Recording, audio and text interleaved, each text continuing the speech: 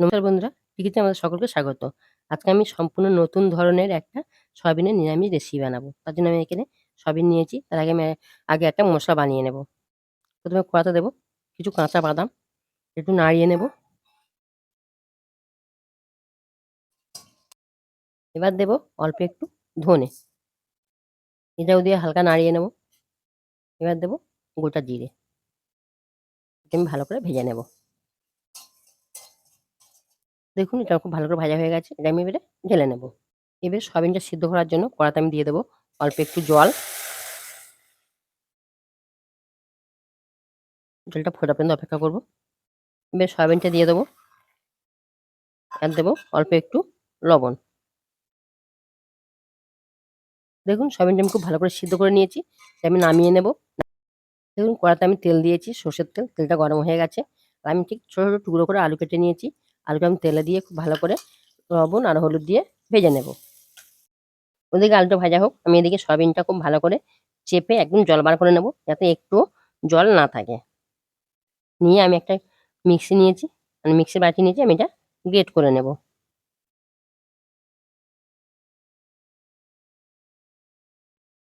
আলুগুলো ভাজা হয়ে গেছে, আমি আলুগুলো এবারে তুলে নেব। আলু ভাজার তেলের মধ্যে আমি গ্রেট করা সয়াবিনগুলো খুব ভালো করে লাল করে ভেজে নেব। যতক্ষণ সয়াবিন ভাজা হচ্ছে একটা মশলা বানিয়ে নেব।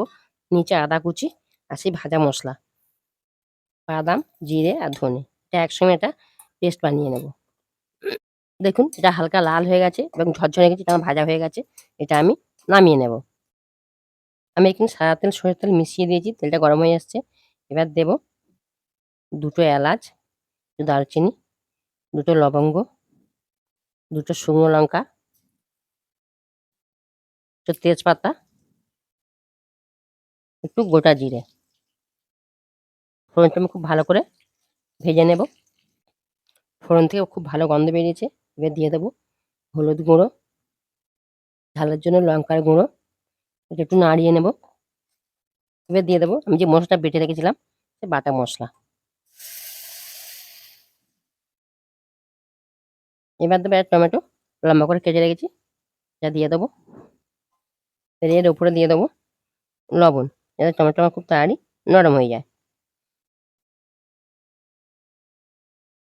দেখুন মশলা আমার তেল ছেড়ে দিয়েছে, এটা খুব ভালো করে কষানো হয়ে গেছে। এবার আমি দিয়ে দেবো ভাজা আলু।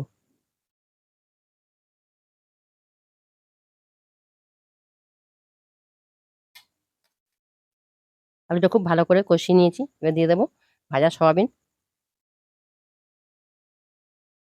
এটাও আমি খুব ভালো করে কষাবো। দেখুন এটা আমি খুব ভালো করে কষিয়ে নিয়েছি। এবার দিয়ে দেবো অল্প একটু জল, আর মশলা বাটা ধুয়ে অল্প একটু জল দেবো, দিয়ে আমি খুব ভালো করে কষাবো। এবার দেবো অল্প একটু চিনি, দিয়ে এবার আমি ঢেকে দেবো। এবার দেবো দুটো চেরা কাঁচা লঙ্কা। আমার রেসিপিটা রেডি হয়ে গেছে। আমি উপর থেকে গরম মশলা ছড়াবো, ছড়িয়ে নামিয়ে নেবো। আমার রেসিপি যদি আপনাদের ভালো লেগে থাকে, একটা লাইক করবেন, প্লিজ একটা সাবস্ক্রাইব করবেন। কেমন লাগলো কমেন্ট করবেন।